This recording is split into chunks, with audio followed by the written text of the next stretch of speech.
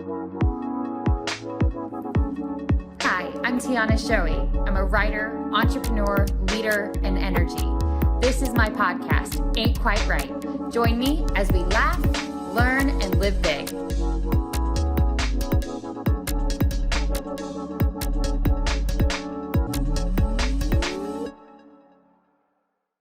Hello, welcome to Tiana Shoey's Ain't Quite Right. I'm excited today. I have with me as a co-host Jack.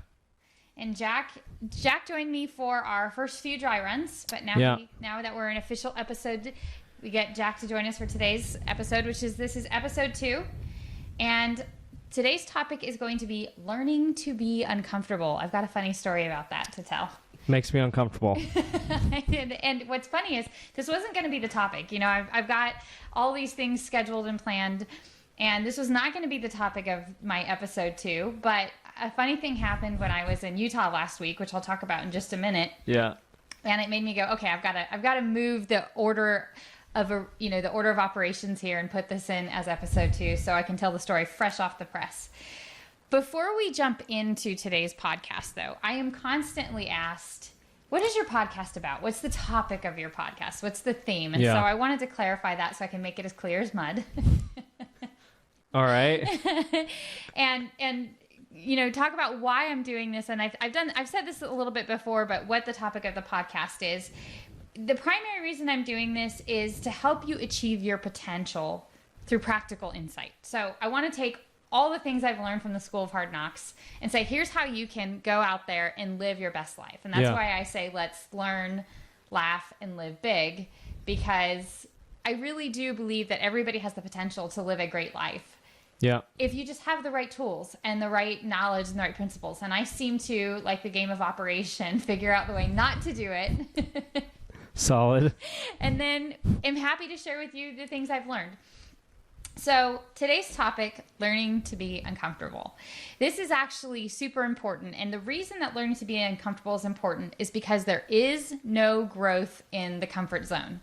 Have you ever thought about that before? As long as you're comfortable, you're not growing. Yeah, I mean, you can be comfy on the couch, right? And you're going to grow, but only in your belly. That is a good point. Not the kind of growth we're talking about here. And the quote, I like to use a quote, and I was originally just going to end with quotes, but I think it makes let's bookend. Let's start with a quote and end with a quote because I think it's important. The quote that I use to kind of navigate today's podcast is from Jocko Willink. Now, I want to give a 2-second introduction on Jocko before I give his quote, because I think it's really important to understand who Jocko is and why I chose him as a topic for today. Jocko is a retired U.S. Navy SEAL. Yeah. And in case you didn't know, it takes a tremendous amount of effort to become a Navy SEAL. Just to get through BUD/S alone is a minor accomplishment. And this is coming from somebody who regularly runs extremely long distances. Yeah. For me to say that... Too long. Yeah. Too much, too long. For me to say that it's hard to become a Navy SEAL, it's really hard to become a Navy SEAL. What Jocko did is, not only was he an incredible leader in the SEALs, he became a platoon commander. He was on boots on the ground in Ramadi, Iraq during the Baghdad war. So, I mean, he's really, a war hero, a U.S. hero, but he's also an entrepreneur that is just mind-blowing when you look at what Jocko has done since he got out of the SEALs. So he started a company called Echelon Front, and they do leadership consulting for big organizations. Yeah. He's written some of my favorite books, which are Extreme Ownership, The Dichotomy of Leadership, The Field Guide Manual to Leadership. He's got all of his Warrior Kids books. He has started a clothing company, and they make handmade boots, jeans, gis, because he is also... Gis? What? I don't even know what that is. Gi is what you would wear when you're practicing martial arts, jiu-jitsu. So it's actually like your uniform that you would wear. Okay. He owns a jiu-jitsu studio, and he practices jiu-jitsu regularly. And he has a podcast, the Jocko Podcast. And he also has a food company. So he's got Origin Labs where he makes all kinds of great supplements. In fact, prior to filling this up with water, I was drinking Jocko tea. So if you can't tell, I'm a little bit of a Jocko fan.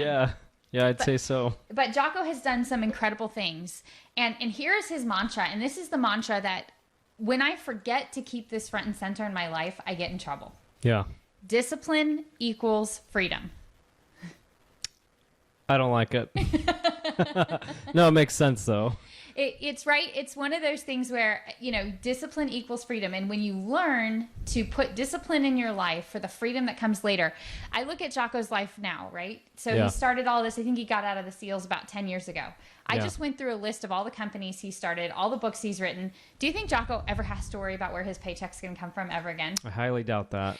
The freedom that he has achieved as a result of the discipline that he's executed in his life far outweighs any of the cost. In other words, any of the work that he had to do to get there, I'm sure he would tell you 1,000 times over, it was worth it. Yeah. So discipline equals freedom. And that is why learning to be uncomfortable, learning to be disciplined, learning to do things that are hard is important. So here's the story that inspired this topic today. My girlfriend and I went out to Utah last week to visit her. She is one of my best friends, as I was telling you earlier. I met her during a 50K. And we became fast friends, and now we love to explore trails of all kinds. So we had a great time last week. We did over 11,000 feet of climbing. We spent over 10 hours on our feet. We did over 50 miles of trails all throughout Utah. We summited a couple mountains. We went and explored Zion National Park. We went and explored Escalante. We saw slot canyons, like super, super cool, fun week with my best friend, and couldn't have imagined a vacation better than what we did. And as we're climbing up this trail in Zion, it's about 100 degrees and it's straight uphill. It's a hefty little climb. We come across a family that's coming down the hill. And the mom, kindly apologizes. It was a mother, father, and their 2 boys. And the mother says, "Oh, I'm so sorry. The boys are not loving this hike. We're having a little bit of a pep talk right now." Forced to be on it. Yeah. And you could hear the dad in the back telling the boys, and they're going downhill, mind you, at this point, which is the easy part of the hike because it was mountain back, up and down. And so the dad's like, "Come on, guys, you got it." And they're just, and I said to the mom, "Oh, no worries. It takes some time learning to be uncomfortable." And so the older of the 2 boys, if I had to guess, I would say he was somewhere around 11, 12 years old. He looks at me and he throws his hands on his hips and he goes, "Why would I want to be uncomfortable if I could be at home playing video games?" He was very not happy about being on that trail. Yeah. And I looked at him, and without even thinking, I said, "Because there is no growth in the comfort zone." And he just looked at me and was like, "Why do I want to grow?" Yeah. And by that point they had finished going down, they started going down. We had already made our way past them. But it paused me to think that a lot of people think like that 12-year-old boy. Like, why would I want to be uncomfortable? Yeah. And we never stop to think about the fact that being uncomfortable is not a bad thing. In fact, in some cases, it can be a good thing. Now, before we talk about that, I just want to make one note. Being uncomfortable because you make poor decisions is not what I'm talking about. Yeah, that's a different thing. To your point earlier, you might be comfortable on the couch, but you're growing in the wrong direction. Yeah, that's true. That's true there. So the reason that growth, and the reason that we should value growth, and this all comes down to values. So let's talk about this for just a minute. I'm going to do a podcast specifically on values, but I want to touch on the topic right now because I think it's important to talk about values. Your values dictate everything you do all day long. Whether you realize it or not, you have a subconscious set of values that are guiding you through the day. Yeah. So, for example, if you value eating, which a lot of people do. Definitely do. Because we've got this little thing called dopamine that reminds us we need to eat, and we're going to talk about dopamine in a little bit later. If you value eating, you're not going to miss a meal. If you value being on time, then you're a person who generally, works to make sure you're on time for something. If you value learning, you're probably a person who likes to sit and learn. If you value and respect other people, you probably go out of your way to send people texts, think about them, let them know you're thinking about them. Learn their love language. So your value system is really what drives your day-to-day decisions. And a lot of us don't ever stop and question our value system. We just kind of take it for granted.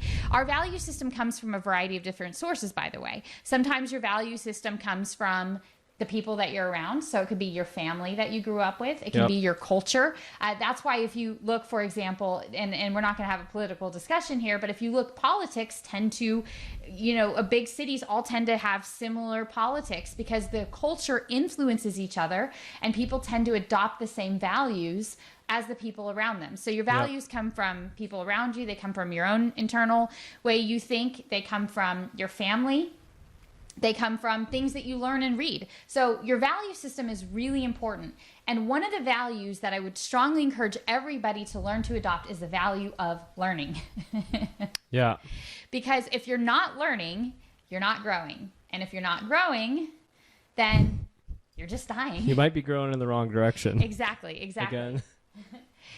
So you are just dying if you are not growing. So you don't want to just be dying, and that's just nature, by the way. If you look at anything in nature, it's either growing or dying. Yeah. There is no in between, and we are creatures of this planet, so we are also either growing or dying. And one of the things that's fascinating is I've done some studies and research into the regrets of the dying, and by the way, they all have similar regrets. And I'm gonna actually do a whole podcast on that. I'm doing a 2-part series on vision. Yeah. And the reason that is so important is because without vision in your life, you will not have direction. Your life will not be what you want it to be. And you will end up at the end of your life, a person with regrets. Yeah. And the dying have 5 common regrets, by the way. So if you can... What are they? Those are for to be continued. You have to listen to... I'm on the edge of my seat. Yeah, you have to listen to the podcast series on the vision. Yeah. And I'm going to talk about those because you can avoid being a person that gets to the end of your life and having regrets.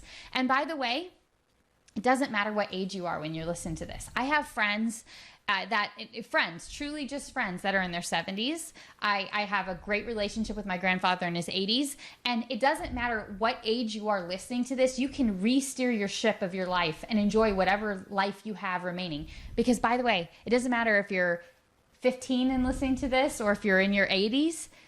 Tomorrow isn't guaranteed. Yeah. So, today is the day to start making changes. So your value system definitely dictates what you value, what you're doing with your life. And that's why I strongly encourage the value of learning, because if you aren't learning, you're dying. Yeah. So learning to be uncomfortable. Yes. Speaking of learning, how would you even say someone begins to even understand that they need to be uncomfortable in order to grow? Yeah, that's a great question. So the first thing that you have to step back and you have to do is you have to say to yourself, what does the best version of myself look like?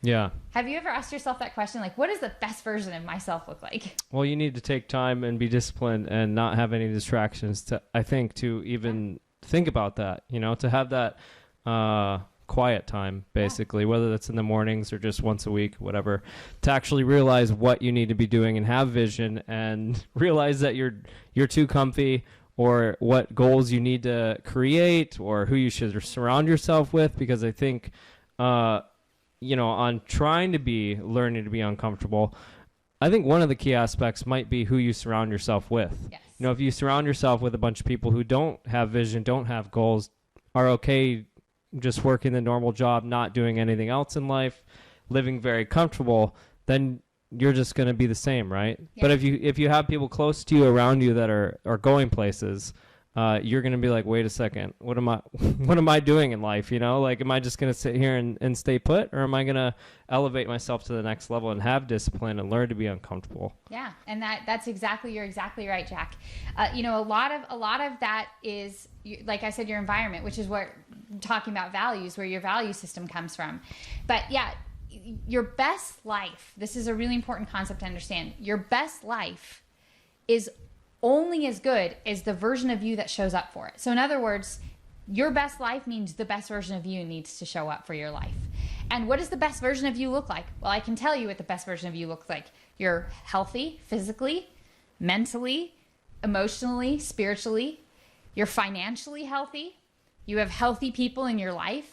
You have a vision for your life, and you're moving towards that vision. You have healthy, you've rid yourself of toxicity. And toxicity comes in a lot of different forms, by the way. It comes in turning on your TV.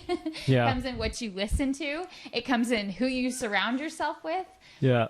So, learning to be uncomfortable it's a good thing, because you learn, by the way, you were asking me this. We were talking about hiking earlier, and you were talking about a hike that you did that. Hey, it slayed me. All right, it was just it was nonstop up. It's Table Rock, all right? It's just 3 hours of climbing up, and it slayed me and my friend. And Jack asked me, is that hard for you? And the answer to that is, well, any time you climb uphill, yes, it's hard work. But because I have years of practicing doing hard things, it's not as hard for me today as it was the first time I did Table Rock. In fact, the first time I did Table Rock, and this is a true story, I was hiking. This was before I became a trail runner. Yeah. And I went out during a holiday, so it was Labor Day. And on my way down, I saw somebody running, and I was like, I didn't know you could do that. You can run on the trails? Yeah. And I had these big, stupid hiking boots, which, like, if you saw what I wore now on the trails, like, hiking boots are almost unnecessary in any circumstance. I know people who do trails in sandals, literally. Yeah. So I'm wearing these big, stupid hiking boots.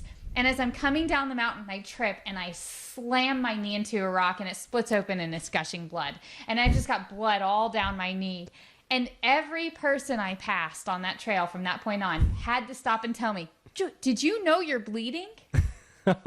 No, I didn't notice this huge gash in my knee. Yeah, exactly. I was wondering what that throbbing sensation coming from my leg was. Yeah, man. But that funny story to say that, once you practice becoming uncomfortable changes.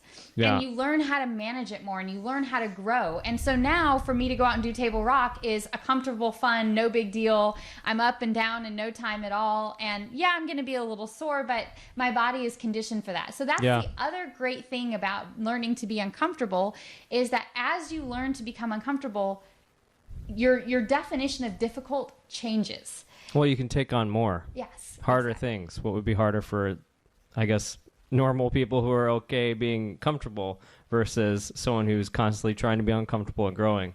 You can just take on a lot more, which the whole world's in a time right now called COVID-19, and we've all responded differently, and that is a horribly uncomfortable situation. I was just listening to maybe it was NPR or some podcast, but they were saying how with a disaster like a hurricane or a flood or earthquake, that's in one area, it's concentrated and you can escape it. Coronavirus is worldwide and you can't escape. Everybody's going through it in the same thing. So we all can react in different ways. We all can not grow or grow through it. And it seems like it's here to be with us for a while. So how are we going to deal with it and how are we going to progress through it? And I think, one of the ways, the first couple weeks when it hit America, it slammed me. Just like I was like, whoa, what just happened? Yeah. Well, I'm a photographer and all my events got canceled suddenly, and I was like thrown for a loop. And for the first 2 weeks, I was definitely uncomfortable and not doing a thing about it. I was Netflix and chilling, I guess you could say, or just watching a bunch of shows, and it really threw me for a loop. But then kind of just changed my mindset and realized, hey, there's a lot of other things I can be doing. Right. Rather than shooting events, I can work on the back end of things, administrative stuff, growing, learning, watching videos, podcasts, things about photography, and maybe the business side of things. So I think taking a situation that's difficult and like taking time to think about what you can do. So maybe the first step is being silent, huh? Yeah. And just listening to yourself and your thoughts and maybe what you need to do. So having that time where you're unplugged and don't have anyone or anything around you, where you're just thinking and off in space, whether that's you riding a bike or taking a walk or sitting in a room meditating, however you think best. That might be the first step to learning to be uncomfortable, is even just seeing what you have to do to be uncomfortable, rather than making yourself uncomfortable by poor choices. Right, exactly. And Jack, that was thinking time was the theme of my first podcast episode. Yeah. And there's a couple things that come to mind in what you just said. And again, I love, you're absolutely right. First of all, you don't get to always choose the circumstances of your life, but you know what you do get to choose? How you react. Yeah. You have complete control over how you react to a situation. And the more that you learn to respond to a situation in a healthy manner, the better off your life is going to be. Yeah. And we're going to talk about that a little bit in our next episode. We've got some good stuff lined up. Again, I've got some great topics lined up over the next couple of weeks. But, you do get to choose how you respond. And learning that being uncomfortable, except for from your poor choices, is not a bad thing, is a good thing to remember. It's okay to be uncomfortable. Yeah. It's okay to go outside and exercise and sweat a little bit. Oh, it's so uncomfy.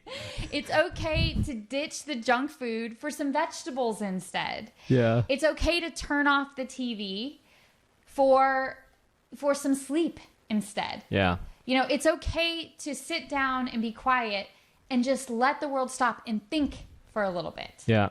So all of these are things that, you know, it's not a bad thing to be uncomfortable. It's really not, unless it's by your own design because you've made poor decisions. In summary, discipline equals freedom. Yeah. Discipline is going to mean being uncomfortable. Yeah. But as long as you're uncomfortable because you're working towards growth, you're working towards something better, then it's worth it. It's always worth it. Yeah. Don't believe the lie that you want to live comfortable the rest of your life, because that's what it is. It's a lie, and it's not going to bring you the satisfaction that discipline will ultimately bring you. Yeah. All right. So anything to add in closing? So I think the foundation of it is taking that time to think and see where you want to go and how you're going to get there, and have that quiet time. Just like you talked about in your first podcast, is you need to have that quiet time to realize where you are in life and where you want to go. Yes. Well, awesome. Well, Jack, thank you for joining me today. It was a pleasure to have you on the podcast. Yeah. And I'm glad that you're brave enough to join me on these. Yep. Impromptu, but here I am. And on that note, this has been Tiana Shoei. Ain't quite right. Thanks for listening to my podcast. Tune in for future episodes.